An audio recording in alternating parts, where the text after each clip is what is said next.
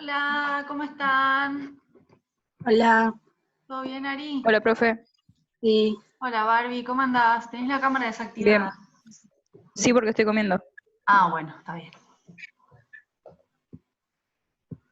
Hola, S.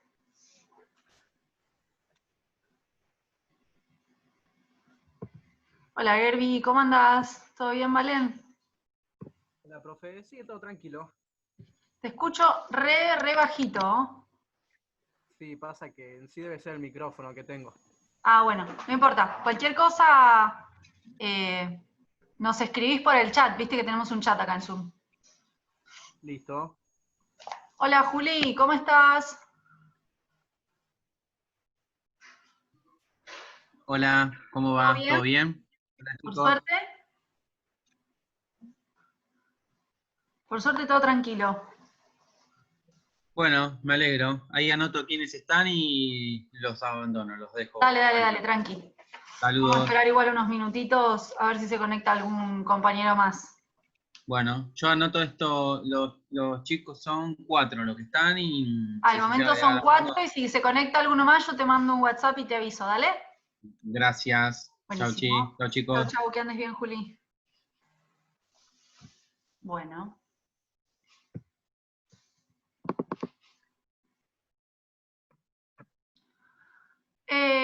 Valen, ¿cómo andás? ¿Todo bien? Sí, todo tranquilo. ¿Cómo vas con las clases de geografía por ahora? ¿Todo se entiende? Sí, tranqui. Bueno, me Vengo alegro. entregando todo hasta ahora, creo. Así Sí. que sí.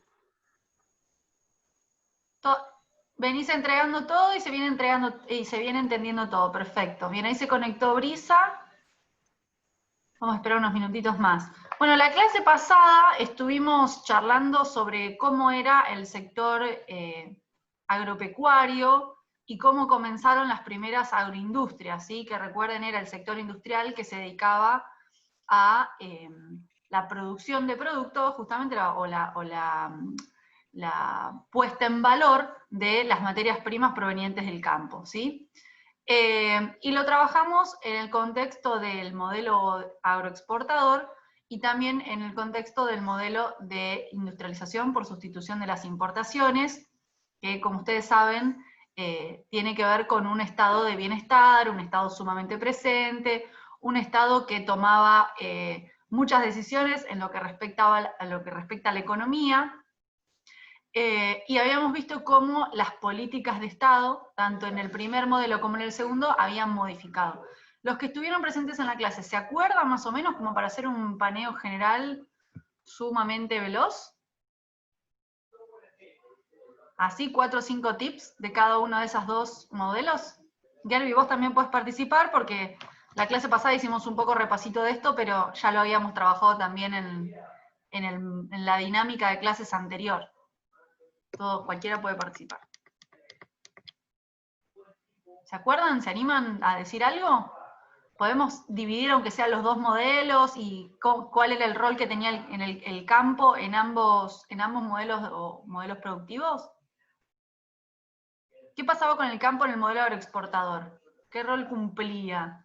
Ese había contado esta importancia respecto a que el campo era generador de divisas y en función de este dato fuimos trabajando un poco cómo se había dado la política agropecuaria durante este tiempo, durante este periodo. ¿Se acuerdan?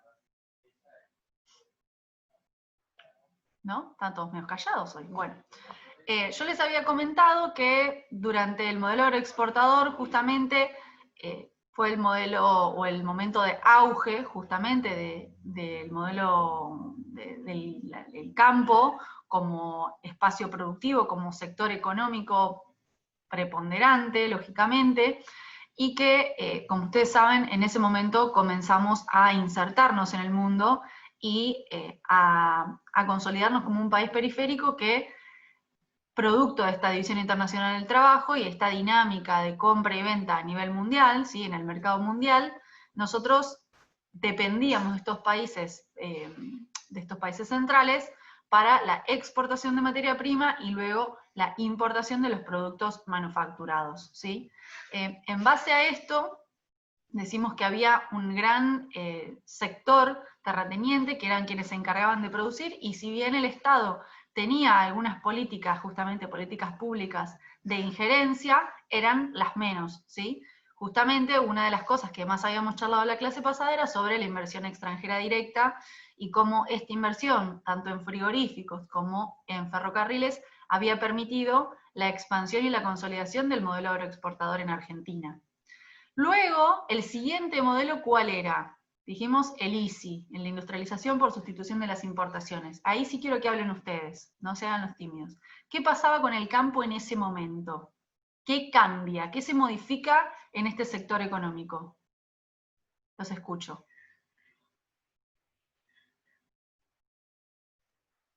Brisa, ¿te acordás algo? ¿Que charlamos en la clase pasada? ¿Ese? Empezó a ver, se introdujo el Estado en el campo, o sea, empezó a regular más el campo. Bien, perfecto. Así como va a insertarse, como vos decís, o introducirse más en lo que es la producción dentro del campo, también va a suceder en lo que es la industria, ¿no? Pero en este momento nos enfocamos en el campo. Va a estar el Estado mucho más presente en todas las decisiones que tienen que ver con lo económico, incluso dentro del sector privado, ¿sí? Porque obviamente el Estado tiene un rol importante dentro de lo que es el Estado, lógico, pero lo loco o lo importante, relevante de este proceso es entender cómo el Estado también tenía una gran influencia en el sector privado, ¿sí? Dentro de ellos los terratenientes que seguían tratando de producir para exportar, pero que el contexto mundial definitivamente era otro, porque así como en Argentina estábamos en un modelo de industrialización por sustitución, que implicaba un cerramiento de las fronteras, ¿sí? Tratar de importar lo menos posible, para producir para el mercado interno. Lo mismo sucedía con los países europeos, con Estados Unidos, etcétera, etcétera. Por lo tanto, nosotros como argentinos, digo, ¿no? Los productores del campo seguían tratando de producir, pero era mucho más difícil poder insertar esa producción en el mercado externo. Si bien era difícil, siempre Argentina fue competitiva en lo que respecta al campo, entonces de alguna u otra forma lo lograba hacer. Digo de alguna otra forma porque hubo un montón de diferentes cuestiones que favorecieron eso. Por ejemplo, el Pacto Roca-Runciman, que me gustaría saber si alguna vez lo estudiaron. ¿Lo estudiaron alguna vez?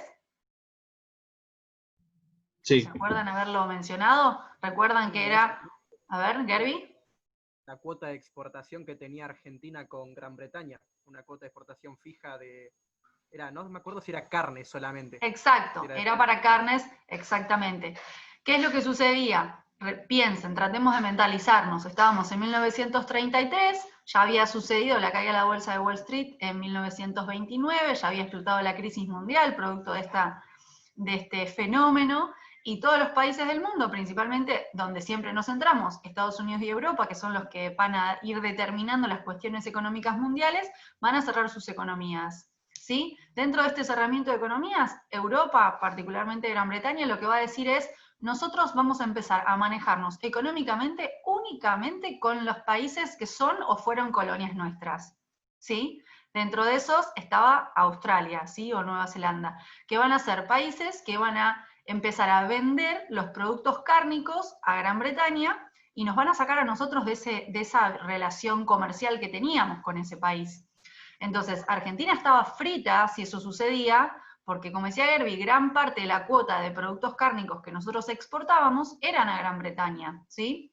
Entonces, en ese marco fue que Roca Hijo hace una alianza o un contrato, un negociado con Runciman en Gran Bretaña, para tratar de mantener esa cuota de venta, ¿sí? Esa cantidad de carne vendida a Gran Bretaña, pero obviamente había una contraprestación, ¿sí? Argentina tenía que perder algo por mantener eso que para Argentina era tan importante.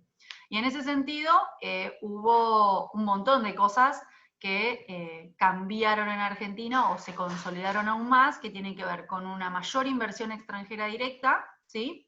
Tanto, por ejemplo, en lo que eran ferrocarriles y frigoríficos, que a partir de ese momento en su mayoría fueron británicos, ¿sí? como por ejemplo todo lo que fue el transporte público de la Ciudad de Buenos Aires pasó a estar en manos de capitales británicos, los precios a los cuales nosotros vendíamos la carne los fijaba Gran Bretaña, ¿sí? Se utilizaban, bueno, como les decía, todo lo que eran las tecnologías o el transporte era británico, por lo tanto, los costos del transporte los ponía Gran Bretaña y no los podían manejar los productores argentinos.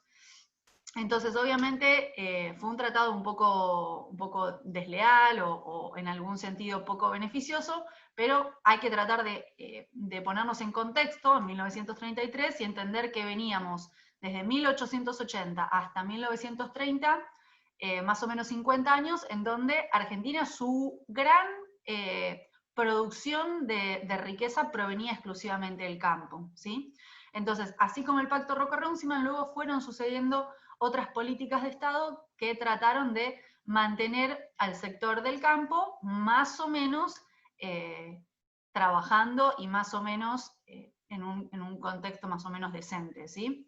Pero como ustedes dijeron, ¿por qué? O lo que veníamos charlando en la clase pasada, ¿por qué el Estado seguía teniendo o le seguía dando relevancia a cómo estaba el campo y a tratar de que el campo esté más o menos decente?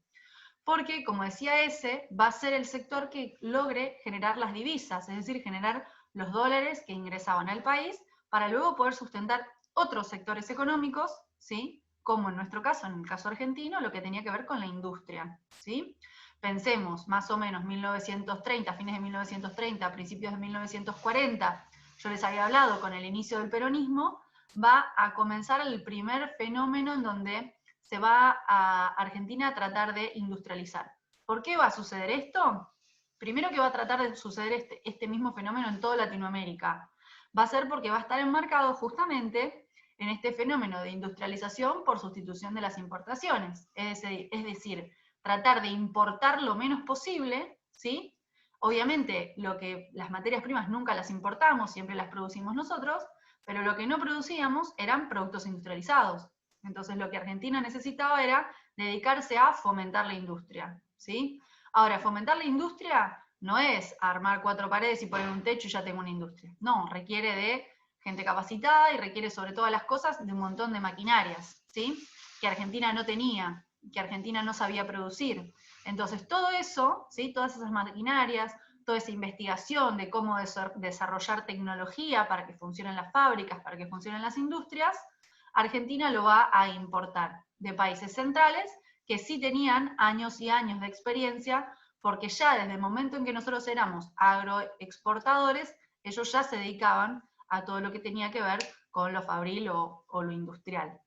Bien, entonces el Estado le va a ir quitando, ¿sí? Le va a generar retenciones, que era lo que charlábamos la clase pasada, ¿sí? Impuestos a las exportaciones, o mecanismos como las juntas reguladoras de granos, de yerba, ¿sí? De carnes, de leche, etc. Y que luego eso se transformó en el IAPI, charlamos la clase pasada, el Instituto Argentino para la Promoción del Intercambio, que eran organismos estatales que el objetivo que tenían era comprar la producción de nuestros productores argentinos y luego, con ese precio que el Estado fijaba, te voy a comprar la tonelada a tanta plata, ¿sí? Ellos lo revendían a un precio mayor, ¿sí? Entonces, entre las retenciones a las exportaciones y el excedente generado por mecanismos o organismos reguladores como el IAPI o las juntas reguladoras, el Estado se va a hacer de un montón de plata que la va a usar para fomentar y para apuntalar a la industria, que no es ni más ni menos que lo que hoy vuelve a suceder, algunas diferencias obviamente, pero en grandes rasgos es bastante parecido, ¿sí? Esto nos lleva al tercer modelo productivo, que es el neoliberal, ¿sí? Que yo les hice un resumen en una clase específicamente trabajando sobre este tema, el modelo neoliberal y cómo el campo se siguió desarrollando en este contexto, este nuevo contexto, el tercer contexto en el que lo vamos a estudiar. ¿Se acuerdan algo? ¿Recuerdan haber leído la clase, aunque sea algún dato, para que lo usemos de disparador para seguir explicando? Bri y Barbie, si pueden poner la cámara les agradezco, porque es la disposición, tiene que estar la cámara prendida. Chicas, ¿se durmieron? ¿Están ahí? Estoy comiendo, profe. Bueno, no importa. La cámara, vamos. Bri está medio dormido, me parece. Bueno, a ver, ¿qué recuerdan del modelo neoliberal? ¿Qué es lo que pasa con el campo? ¿Está mejor? ¿Está peor? ¿Le siguen cobrando En los este mismos impuestos? ¿Siguen existiendo los mismos tipos de productores? ¿Seguimos cultivando de la misma manera? ¿Seguimos cosechando de la misma manera? ¿Nuestros grandes lugares de compra son los mismos? ¿Qué es lo que pasa? ¿Se acuerdan? ¿Recuerdan haber leído un poco el tema?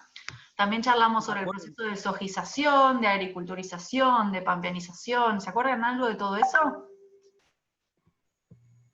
A ver, en sí A por ver. el propio nombre del modelo ya te dice, me acuerdo que había en sí un toque de, se aparta un poco el Estado del sector agropecuario y en sí un toque de liberación, se disuelven algunas de las juntas reguladoras y, Ujú. bah, hasta donde me acuerdo, más o Se menos, disuelven todas ellas. bah, todas, Ujú. y va, qué sé yo. No es poco lo que decís, no es poco. Por un lado, la disolución de las juntas reguladoras o del IAPI, por lo cual ya de base estamos hablando de un Estado menos presente en la producción. Que como les decía a los chicos, a ver, en la clase pasada, ¿no?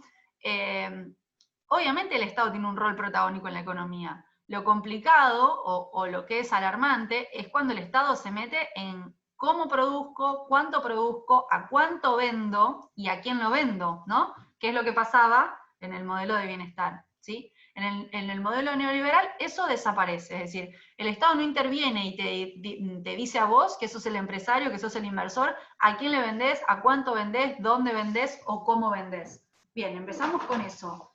¿Qué más? ¿Cómo son los productores? Eso es importante y lo charlamos o lo puse en la clase. ¿Qué clase de productores van a ser los que sobrevivan a este modelo? Porque si bien yo digo algo que obviamente es una postura ideológica, digamos, no partidaria, pero sí ideológica, del hecho de decir, no considero que el Estado deba tener un rol tan presente dentro de las empresas, ¿sí? Pero digo, eso también afectó de alguna manera a algún sector del campo. ¿A qué sector perjudicó o a qué sector benefició? Pensemos. Si yo no regulo, si yo no ordeno. Perjudicó a los pequeños productores y favoreció a los grandes productores. Bien, ese sería el resultado de la reflexión final. ¿Por qué pasó eso? ¿Qué es lo que sucedió con los pequeños productores? ¿Por qué fueron perjudicados? Así como el Estado en el modelo neoliberal no tenía una injerencia tan directa dentro de las empresas, también liberó las fronteras en relación a las importaciones y las exportaciones. Es decir, el Estado impulsaba, ¿sí?, que Argentina exporte, pero también abrió las fronteras para que se importen los productos que fueron necesarios. ¿Por qué? Porque un modelo neoliberal está a favor de la competencia, ¿sí? Es decir, el Estado neoliberal pretende que se compre lo que sea más barato o lo que sea más eficiente, no lo que sea nacional, sino se prioriza a la industria nacional, se prioriza que cada uno compre lo que competitivamente es más beneficioso para el consumidor.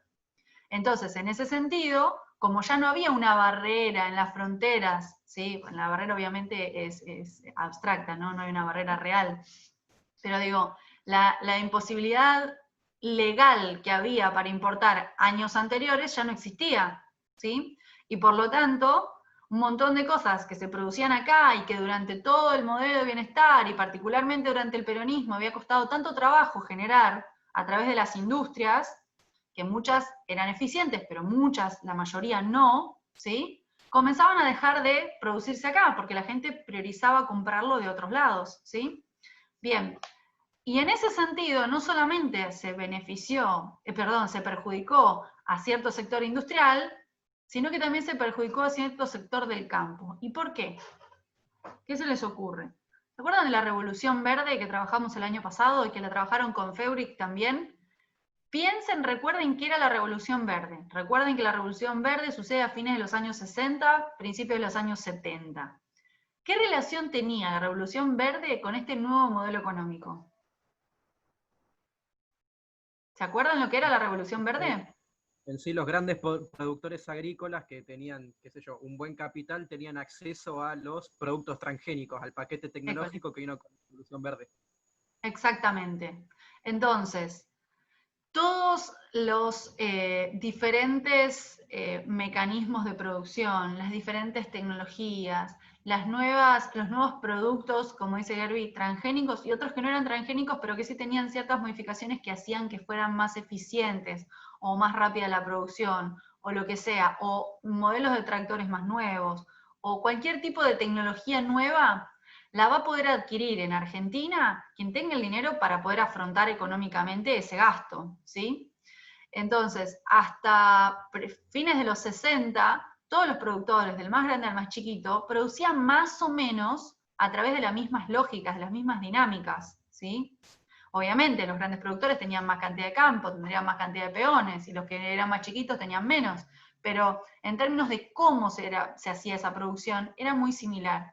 A partir de los 60 y sobre todo los 70, y en Argentina a partir de los 70 específicamente, se va a incorporar este paquete tecnológico, estas nuevas formas de producción, esta tecnología y desarrollo tecnológico en relación al campo y a cómo producir, ¿sí? Que solamente lo van a poder adquirir los grandes productores, porque van a ser cuestiones, ya sean técnicas o tecnologías importadas, que van a salir mucha plata y que solamente lo van a poder adquirir las personas que tengan plata, ¿sí? Los pequeños productores no lo van a poder afrontar o no lo van a poder acceder. Y por lo tanto, va a generarse en Argentina un proceso, que es muy importante que ustedes lo recuerden, que es un proceso de concentración económica dentro del sector agrícola ganadero. Es decir, que la mayor cantidad, o sea, un gran porcentaje del total producido va a estar en manos de unos pocos productores muy grandes, ¿sí?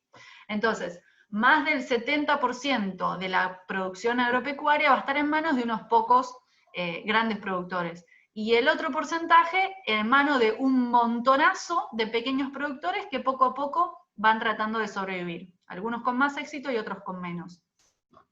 Otro concepto importante, aparte de lo de la concentración económica en el sector agropecuario, es el concepto de pools de siembra. ¿Alguna vez escucharon hablar de los pools de siembra? ¿No? Bien. Los pools de siembra va a ser una estrategia que van a tratar de incorporar principalmente los medianos productores y también algunos grandes productores y otros chicos, digamos, el que tuviese la capacidad obviamente lo va a querer hacer, que es juntar, ¿sí?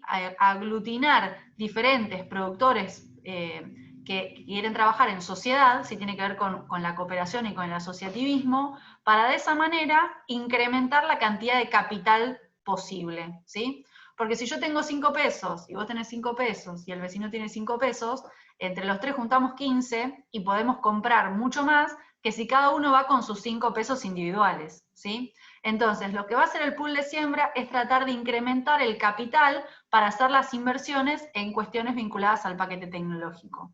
Bien, entonces lo que va a sobrevivir en Argentina van a ser los grandes productores y los pools de siembra, que de alguna manera va a ser una estrategia sumamente inteligente para lograr sobrevivir a un mundo, a una producción del campo que se vuelve hipercompetitiva y que van a sobrevivir únicamente los que tengan gran cantidad de capital para hacer las inversiones necesarias, ¿sí? El que no tenga el capital para renovarse, para reformular su forma de producir, difícilmente pueda sobrevivir hoy en día en un mundo capitalista, digamos, tan abrasivo, ¿sí?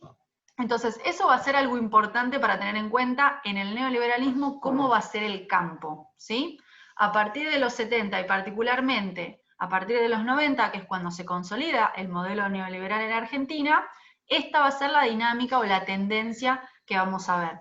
Y es importante entender que en Argentina, durante el menemismo, ¿sí? Durante los 90, adherimos al consenso de Washington, que esto sí lo trabajamos el año pasado, que eran 10 cláusulas, ¿sí? Que tenían que ver con toda una corriente neoliberal que estaba en todo el mundo, no solamente en Argentina, siempre es importante contextualizarlos, ¿no? Argentina está en Latinoamérica, toda Latinoamérica tenía una corriente o una tendencia neoliberal, ¿sí? Producto primero de los gobiernos militares, después de otros gobiernos de corte conservador o más de derecha que hubo en Argentina y en toda Latinoamérica, y también de alguna forma impulsado o fomentado por Estados Unidos, ¿sí? Pensemos que todavía, entre los 70 y los 90, estábamos en un mundo de Guerra Fría. Entonces, Estados Unidos va a tratar todo el tiempo de impulsar que los países de su ala, ¿sí? del ala occidental, tengan un tipo de economía de tipo neoliberal, ¿sí? Bien, como para ir cerrando poco a poco, igual todavía tenemos tiempo, pero digo, se disuelven las juntas reguladoras, ¿sí? Se eliminan los impuestos a las exportaciones, se liberan los mercados. Les voy a mostrar un PowerPoint. A ver, denme un momento que yo les había armado un PowerPoint específicamente de esto y me gustaría mostrárselos. Denme un momentito. Por ahora se entiende todo esto. Si tienen preguntas, es el momento. Mientras busco el Power. Chan, chan, chan, chan. A ver, acá está. Un segundo que se los muestro.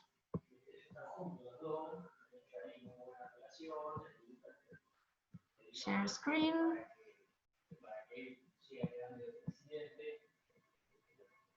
Ah, ya. Bien.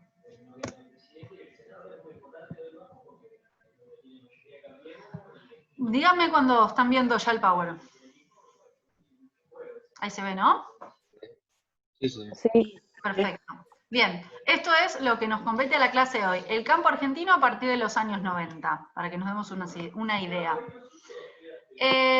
Cosas importantes, en nuestro país existen aproximadamente 350.000 explotaciones agropecuarias, ¿sí? Que si leen el material de estudio están como EAPs, de explotación agropecuaria, ¿sí?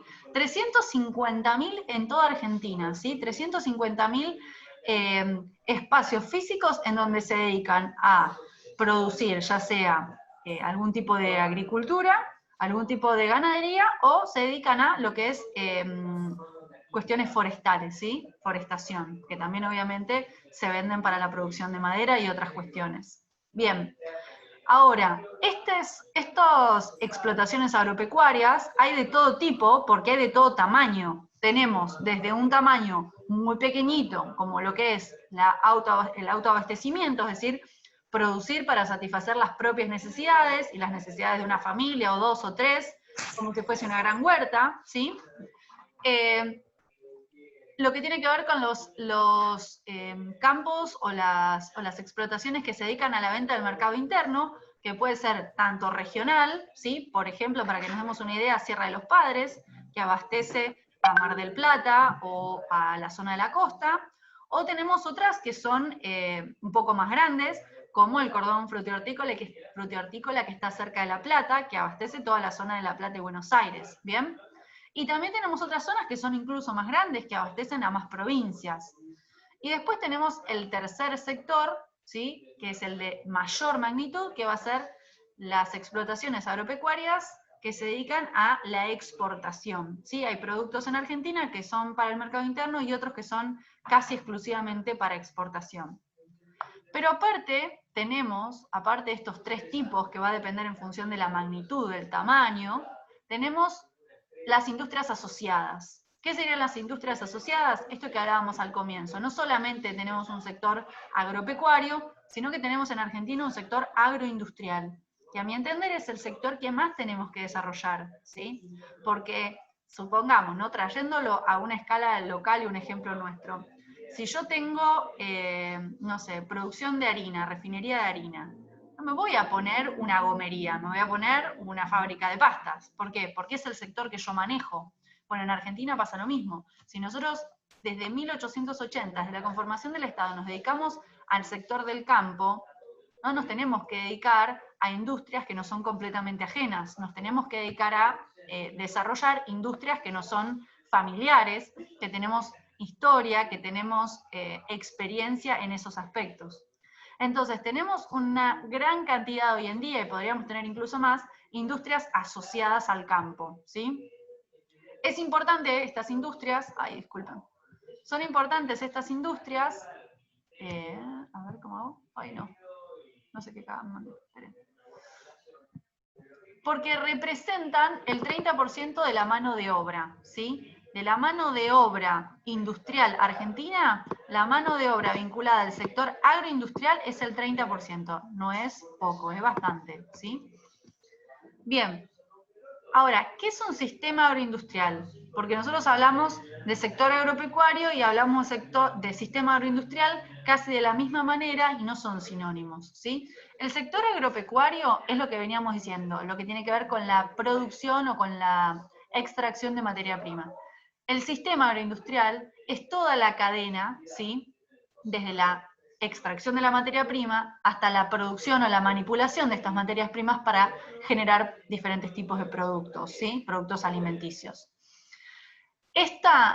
Toda esta cadena va a implicar el procesamiento industrial, ¿sí? Es decir, la manipulación de esa materia prima para elaborar el producto, el transporte, la comercialización, la distribución y la investigación, y eso es muy importante, porque la investigación va a ser lo que permita un desarrollo de una industria o de un sistema agroindustrial mucho más competitivo.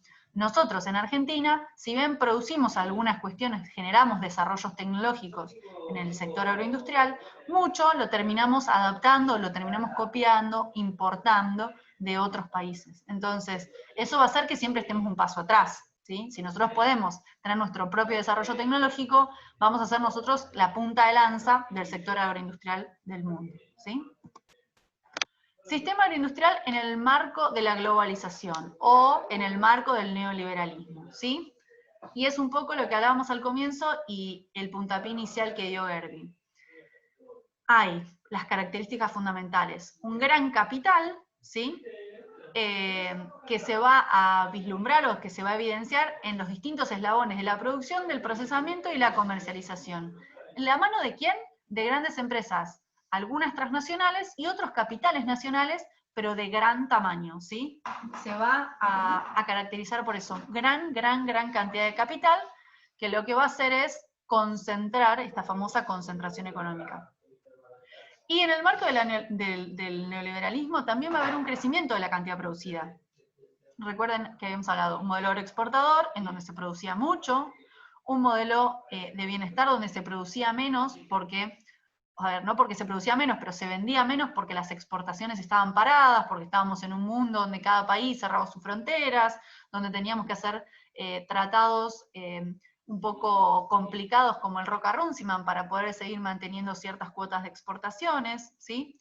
Y ahora volvemos a un tercer modelo, que es el neoliberal, en donde crece, ¿sí?, la cantidad producida y exportada, siendo Argentina uno de los grandes o mayores productores del mundo y exportadores del mundo, ¿sí?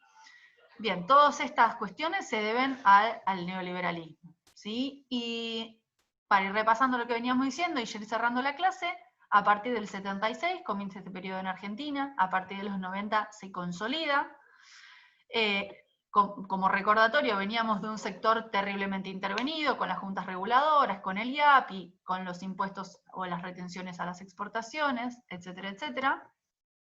¿Y qué es lo que cambia? ¿Por qué el modelo neoliberal va a cambiar tanto el campo? Por la implementación del consenso de Washington, ¿sí? Por la implementación o por la adopción de este consenso, que va a significar algunas cosas. Mayor disciplina fiscal, es decir, tratar que lo que ingresa al Estado, el dinero que se hace el Estado, sea igual o mayor al que gasta, es decir, no gastar más de lo que tenemos, ¿sí? Reducir el gasto público justamente para que no haya déficit fiscal, es decir, no hacer ni tanta ayuda social, ni tanta cuestión educativa, ni tanta cuestión sanitaria, ni de salud, etcétera. Es decir, tratar de recortar en los gastos que tiene el Estado. Una reforma tributaria para que quienes invierten en Argentina tengan menos carga fiscal, menos cosas que pagar y por lo tanto los costos de la producción sean más bajos. Un tipo de cambio competitivo. Una liberalización de la economía comercial, es decir, que las importaciones y las exportaciones sean fluidas, que no haya ningún tipo de intervención en la cuestión comercial. Mayor inversión extranjera, que es lo que vimos, una mayor cantidad de empresas transnacionales en el sector del campo. Privatizaciones, justamente volviendo al principio, para que no haya gasto social, gasto público, perdón, por una cuestión de que muchas empresas del Estado eran deficitarias, entonces para que las empresas produzcan, ganen menos de lo que ganen menos de lo que gastan, no tenían sentido. Esta es, digamos, la concepción y por eso se venden, se privatizan, y la desregulación, es decir, que se acabe el IAPI, que se acabe las juntas reguladoras, que se acabe cualquier tipo de intervención en la economía directa del país. ¿Cuáles van a ser las consecuencias? Lo que fuimos conversando. Esperen que les voy a bajar esto por acá. La desaparición de estos organismos que buscaban regular el comercio y los precios, la eliminación de los impuestos a las exportaciones, las rebajas en los impuestos a las importaciones, ¿sí? Precios más económicos en productos provenientes de otros países, lo que va a hacer es desplazar algunos productos argentinos, privatizaciones de rutas y cierres de ferrocarriles. Todo esto va a pasar en los años 90. ¿Qué va a dar como resultado esto? Un incremento de la producción, un incremento del rendimiento por hectárea, producto de las tecnologías que se aplican. Como se va a producir más, también va a haber un incremento de la agroindustria y también de las exportaciones, ¿sí? Y acá viene la pregunta que habíamos hecho al comienzo. ¿Quién gana y quién pierde en esta nueva relación, en esta nueva forma económica que tuvimos en Argentina? Y como dijimos, o como dijo Gerbi, tiende a beneficiar a los grandes productores, ¿sí? Que van a determinar o van a generar una concentración económica, ¿sí? Y esta gran concentración económica se va a estar dada porque ellos son los que pueden invertir en tecnología de punta y en técnicas, ¿sí? Porque a través de estas nuevas tecnologías pueden generar una producción a mayor escala, es decir, en una misma porción de tierra, producir más y más rápido, y también por la generación de pools de siembra, que es lo que veníamos diciendo, es decir, asociarse, cooperar para generar fondos comunes y poder invertir y acceder a esta tecnología de punta. Por el contrario, los pequeños productores van a ir desapareciendo poco a poco, ¿sí? Van a ir desapareciendo poco a poco, ¿por qué? Porque no pueden acceder a esta tecnología de punta y porque la desregulación a ellos los va a matar, ¿sí? Mientras que favorece a los grandes productores, a los pequeños los aniquila, ¿sí? Con esto terminamos por la clase de hoy. Hoy les subo, esperen que me vuelvo a poner, ay, ¿cómo hago, chicos? Acá, stop share. Con esto terminamos con la clase de hoy. Hoy les voy a subir las dos clases, porque la clase de la semana pasada no se la subí, mala mía. Les voy a subir las dos clases.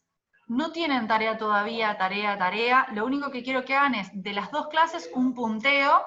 Puede ser un punteo o puede ser un cuadro de doble entrada en donde figuren los tres modelos y cómo el campo va variando y cuáles van siendo las evoluciones en estas tres modelos, ¿sí?